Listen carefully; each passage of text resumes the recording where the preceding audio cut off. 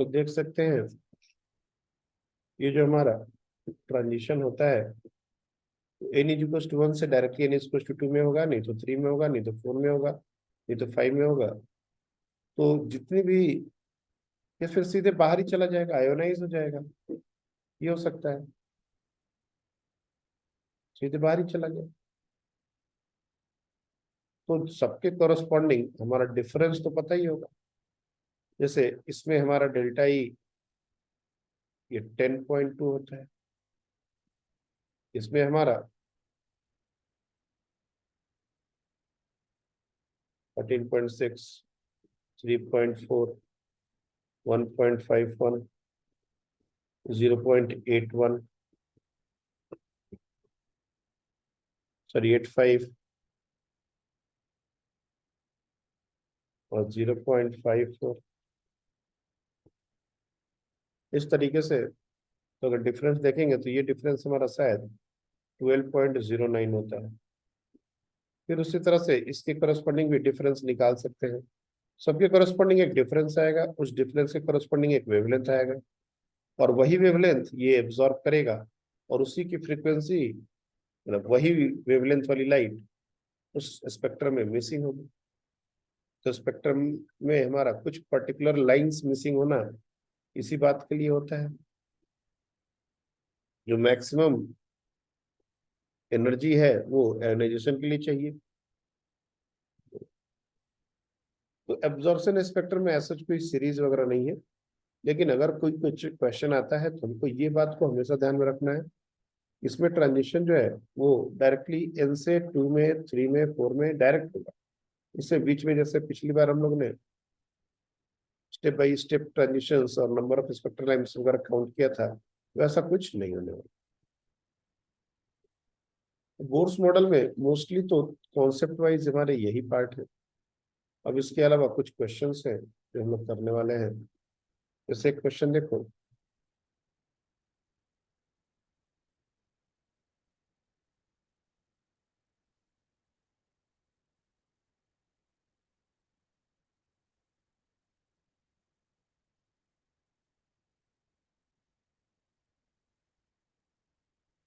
Try this one.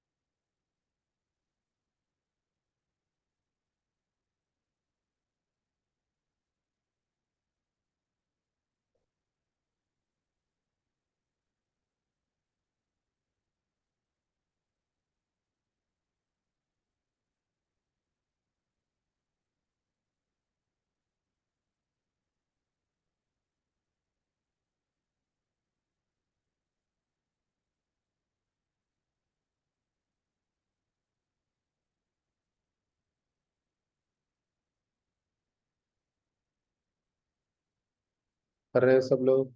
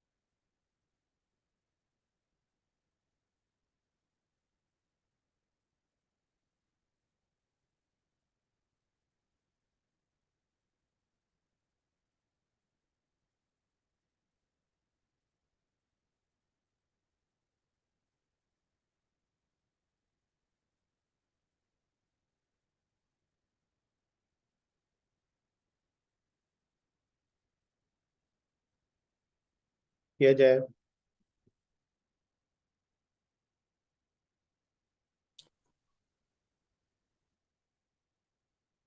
हाँ बताइए।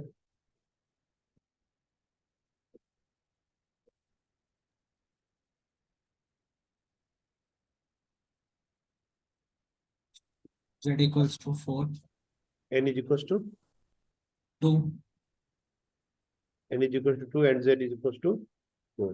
4. पूरा जाप का यही आया।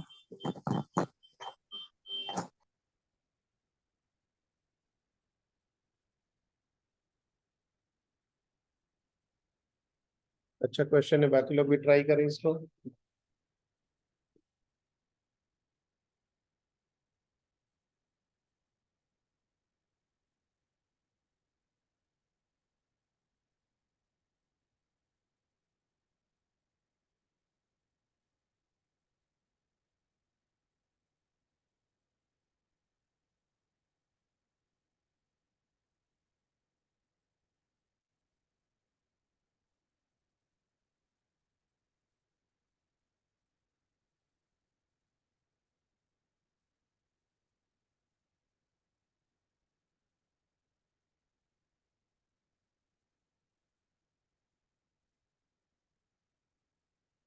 तो देखिए यहाँ पर कर है hydrogen like atom of atomic number z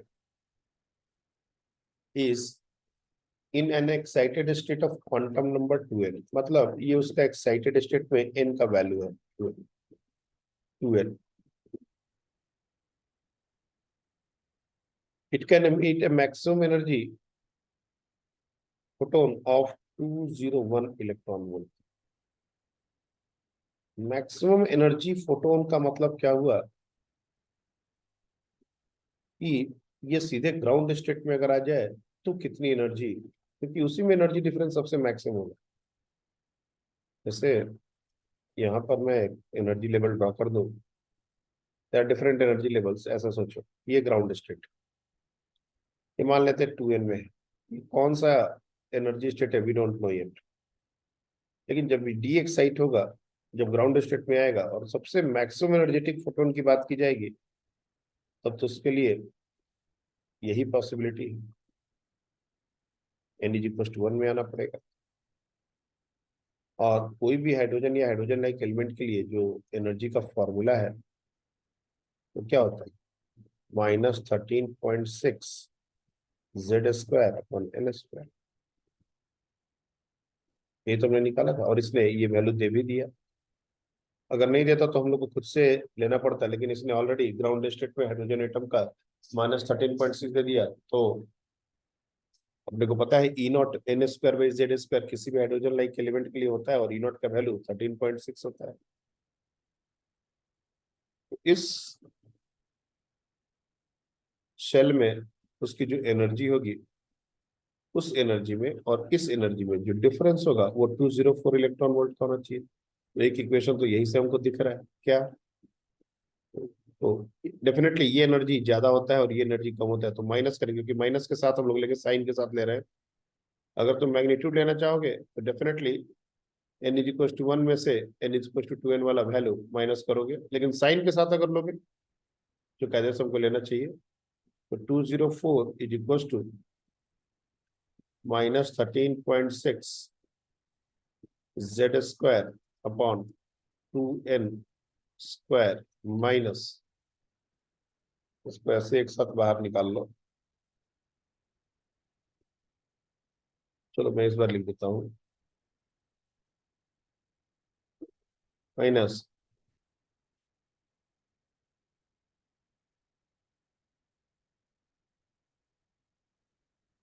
ये माइनस माइनस एक्चुअली प्लस हो जाएगा, और -13.6 बार निकाला है, पहले लिख लें दो, उसके बाद ये हो जाएगा -13.6 Z square upon 2n square minus -13.6 Z square by 1 square. This is how things look like. अब ये माइनस माइनस प्लस हो जाएगा, 13 जेड स्क्वायर को कॉमन कर लेंगे, तो 13.6 जेड स्क्वायर, अगर इसको कॉमन कर लेंगे तो 1-1/4n स्क्वायर, और ये वैल्यू हो गया 204। एक तरीके से ये हमारी इक्वेशन 1 होगी। अब कर रहा है, if it makes a transition to quantum state n is equal to 1, sorry quantum state n, photon मतलब 2n से n में आने का, तो डायरेक्टली कुछ इसी तरह से 1 की जगह n पुट करेंगे, तो ये जो एक्सप्रेशन होगा 13.6 जेड स्क्वायर, ये हो जाएगा 1/n square minus 1/4n square, और ये हमारा आ रहा है 40.8। एक तरीके से इक्वेशन 2 हो गया। अब देखा जाए ध्यान से तो n और z ये दो वेरिएबल है और ये दो इक्वेशन है, इजीली सॉल्व कर सकते हैं। सिंपली इसको डिवाइड कर दो, तो डायरेक्टली ये वाला टर्म तो चला ही जाएगा, बाकी इसको जब सॉल्व करेंगे तो इजीली ये हमारा n का वैल्यू यहाँ से आ जाएगा। If you solve this n will come to 2, और किसी भी इक्वेशन में पुट कर दोगे तो ये z का वैल्यू आ जाएगा 4। So definitely this is absolutely correct answer. इनका नहीं हुआ जल्दी से कंप्लीट कीजिए।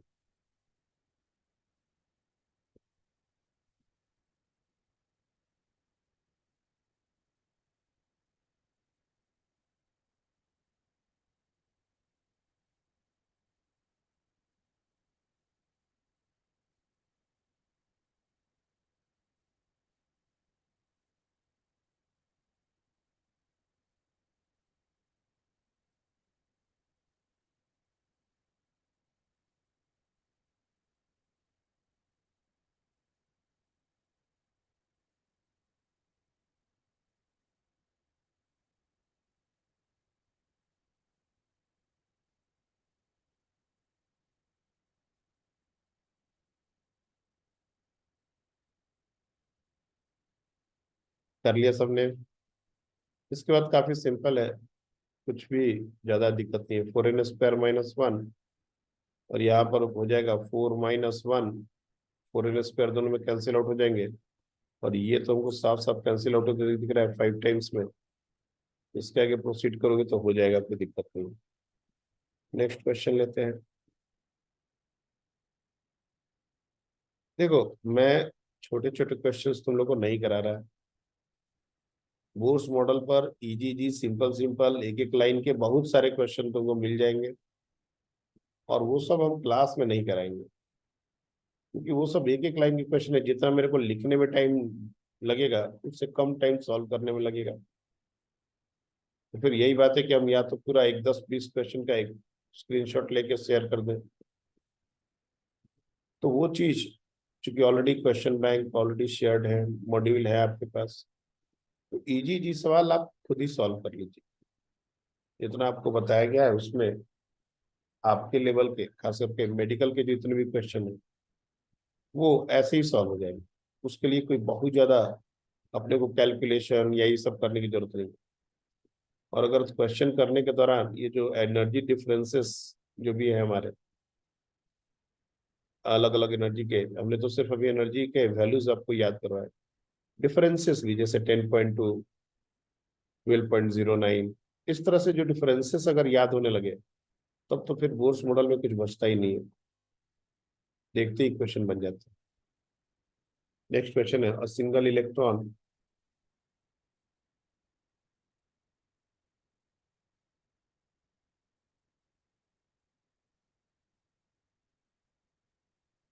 Orbit around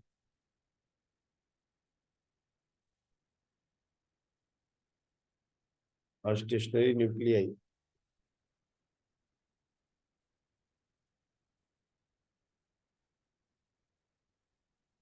nucleus of plus Ze charge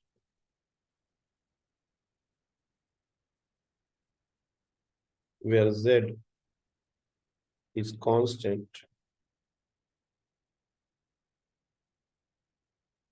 and E is electronic charge.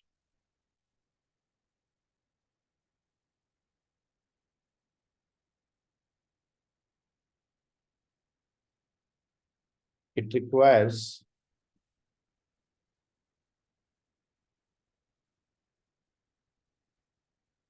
47.2 electron volt to excite the electron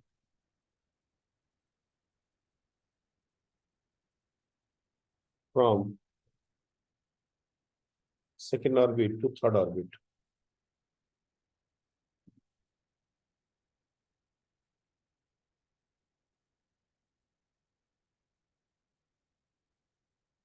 second orbit से थर्ड ऑर्बिट एक्साइट करने में इतना एनर्जी का रिक्वायरमेंट होता है।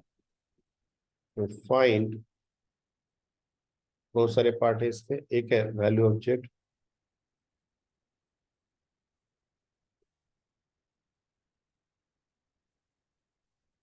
द एनर्जी रिक्वायर्ड, दूसरा क्वेश्चन है the energy required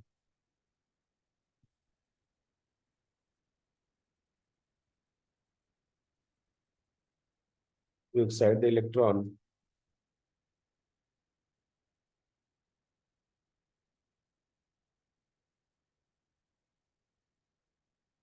from third to fourth orbit.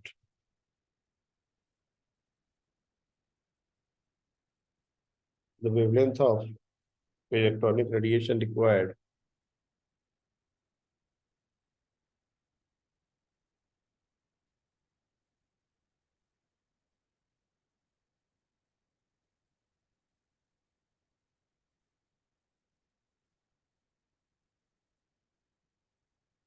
to ionize it from ground state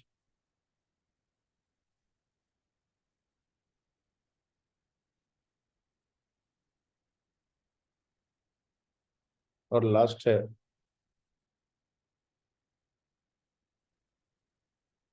find kinetic energy, potential energy and angular momentum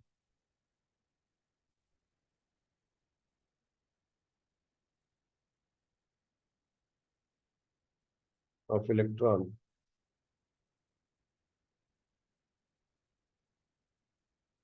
in first orbital ground state. Basically everything जो कि अभी तक हमने पढ़ा है, थोड़ा ना बहुत सब कुछ इसमें काउंट हो गया। चलिए ट्राई कीजिए।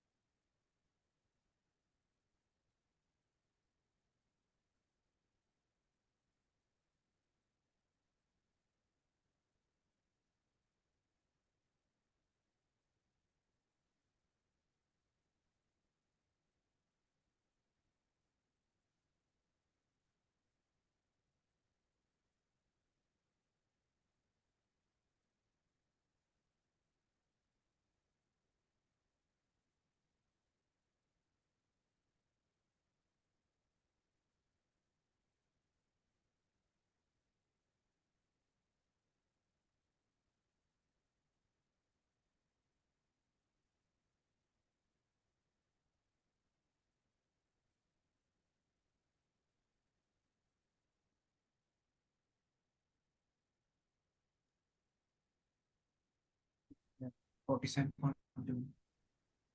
जेड का वैल्यू एनर्जी कितनी लिखी है? क्या? एनर्जी कितनी लिखी है? 47.2 के। 47.2 इलेक्ट्रॉन वोल्ट। ठीक है सर।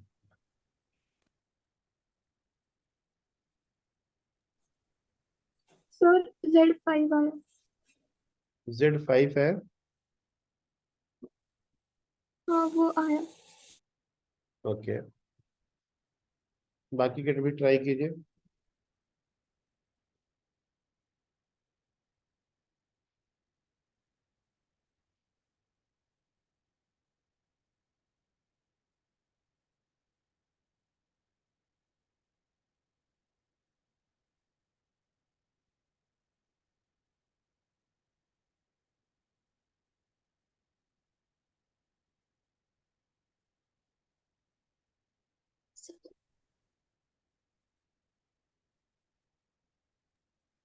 सर Z का वैल्यू 5 आया।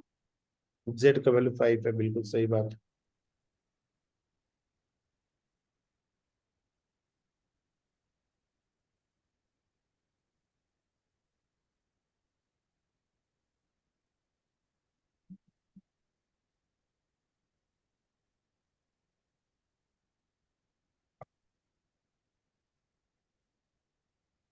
जेड का वैल्यू आ गया तो एक तरीके से तुमने सारे क्लू खोल दिए। अब बस कैलकुलेशन है और आंसर करना है, कुछ भी अब इसमें बचा नहीं। सिर्फ जेड ही है जो था, वही इसको थोड़ा परेशान करने वाला बात था। सर सेकंड का 16.5। Very good, 16.5। थर्ड का 36.5। 36.5 थर्ड का एक बार चेक करो। 340। अच्छा एक मिनट, हाँ 36.5 सही बोल रहे हो, सही बोल रहे हो। लैम्डा का वैल्यू ना 36.5 angstrom. Kinetic energy 340। Kinetic energy हमारा हो जाएगा 340 electron volt. Potential energy minus minus -650। और एंगुलर मोमेंटम ये बताने की जरूरत नहीं है, NH/2 होता है, तो ये सिंपली H/2।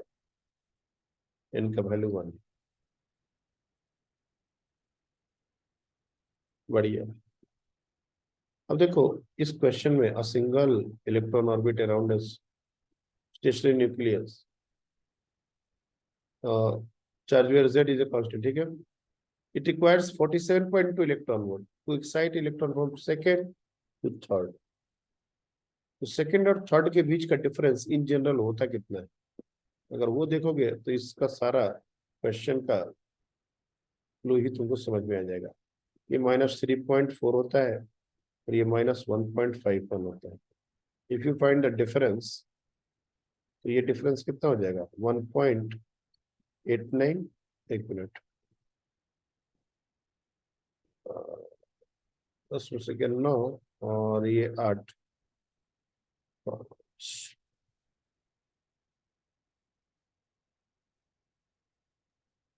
हाँ ठीक तो है, 1.89 इलेक्ट्रॉन वोल्ट। लेकिन ये हाइड्रोजन के लिए होता है। लेकिन अगर दूसरे हाइड्रोजन लाइक एलिमेंट के लिए अगर यही करना हो तो क्या करना पड़ेगा? Z²।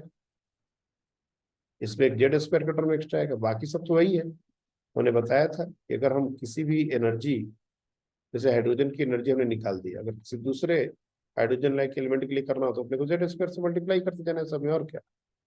जब डिफरेंस करेंगे तभी Z² का टर्म आएगा। 1.89 से इसको अगर डिवाइड करें तो डेफिनेटली ये कैंसिल आउट होना चाहिए विथ सम स्क्वायर क्वांटिटी, और शायद ये 25 टाइम्स में जाना चाहिए। 1.89 इंटू 25, तो ये वैल्यू 47.2 के आसपास आएगा। एग्जैक्टली बराबर आता है।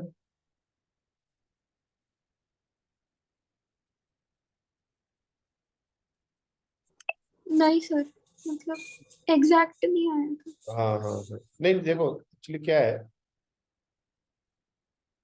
3.4 minus 1.5 8.9 into 25 47.25। हाँ 47.2 दिया हुआ है, एक्चुअली 47.25 आ रहा है। ठीक है, एक तरीके से ये मैच कर रहा है।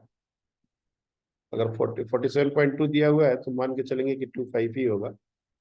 ये याद रखना कि ये अगर डिफर भी करेगा ना तो बहुत डेसिमल में डिफर करता है। ये कभी ऐसा नहीं हो सकता कि 47.25 आया और उसने 46 दिया या 48 दिया हो, ऐसा नहीं हो सकता। मतलब अगर डिफर आएगा तो डेसिमल में दो प्लेस तीसरे प्लेस में आ सकता है।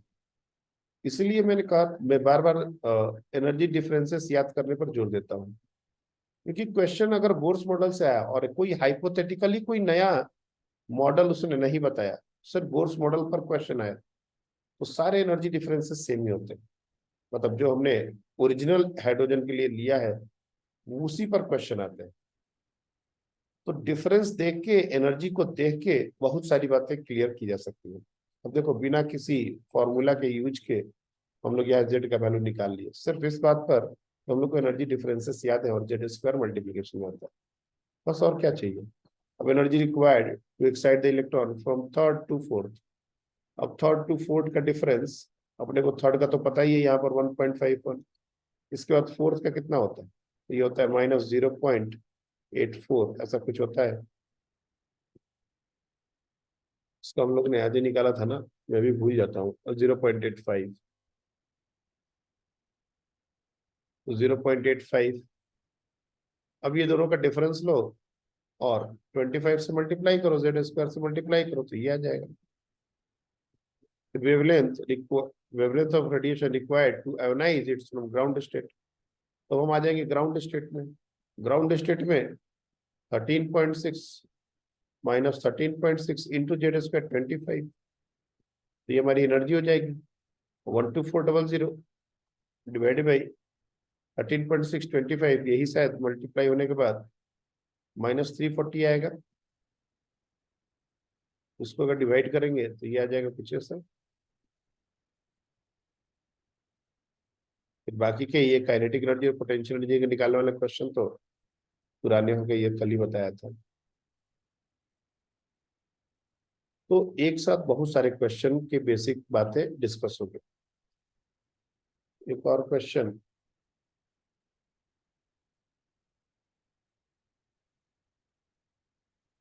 Consider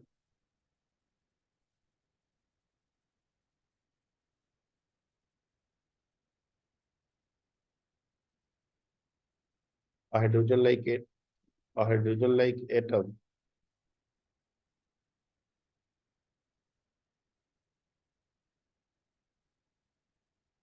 where energy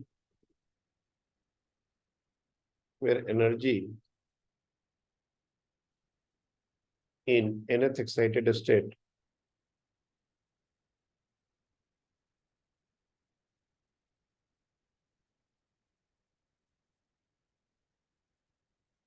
is given by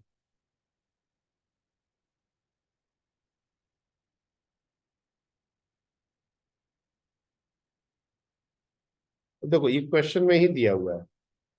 अब वैसे तो ये हमको खुद ही याद रहना चाहिए, लेकिन क्वेश्चन में भी देते हैं ना तो डेटा चेंज नहीं करते। बोर्स मॉडल का ये चीज तुम ध्यान देना, बहुत रेयर है कि कोई एकदम से हाइपोथेटिकली एक डेटा बेस्ड क्वेश्चन देगा जिसमें कोई डेटा जो हम लोगों ने एक्चुअल क्वेश्चन किया है उससे मैच ना करे।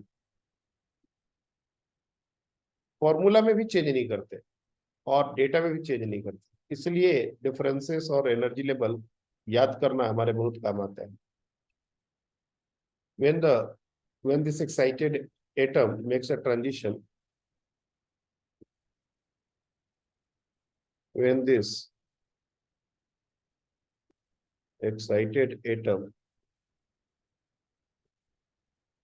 makes a transition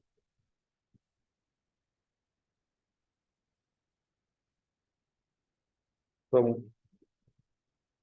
excited state to ground state,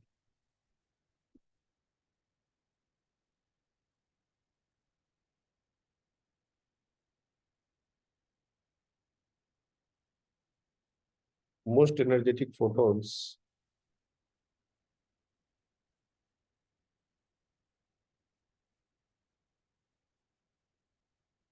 have energy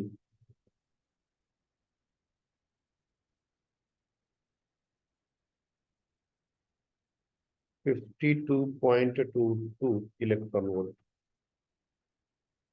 and least energetic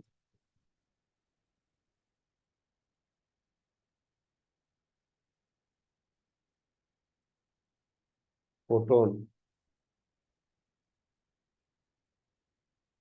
have energy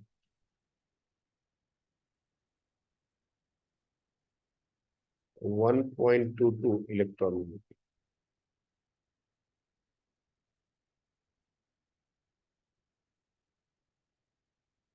Find N and Z. Basically Z मतलब atomic number और N मतलब excited state. किस excited state में वो है ये बताना है.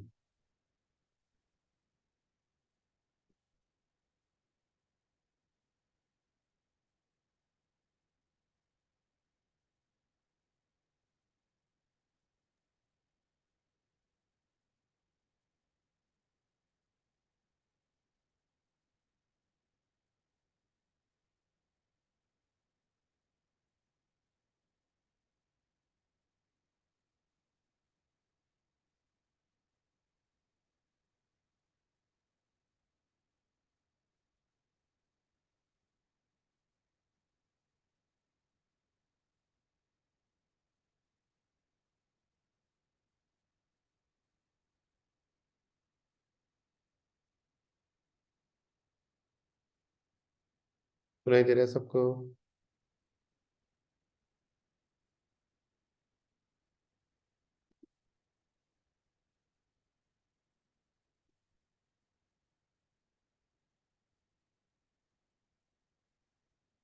Am I audible? हाँ सर। Yes, sir. वो एक्चुअली क्या लाइट चली गई अभी. और वैसे लास्ट के कुछ 5 मिनट है, जल्दी से ट्राई करो इस क्वेश्चन को. ये भी डिफरेंसेस से ही होगा.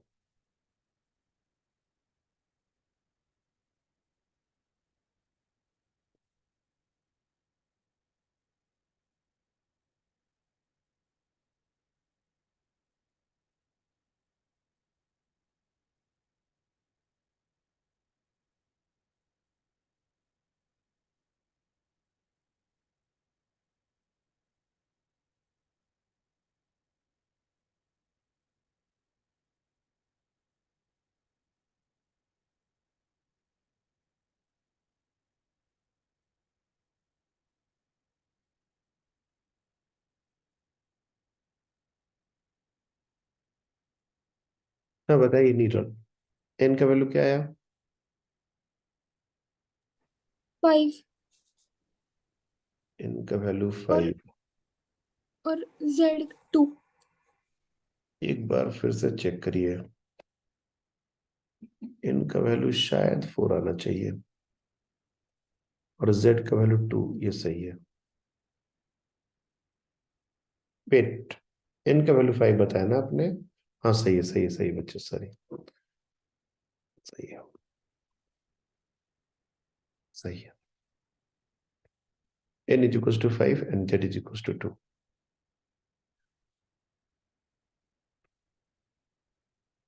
देखो,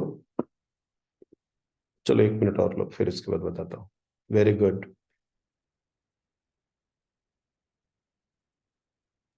सेम। बढ़िया. Same. बढ़िया.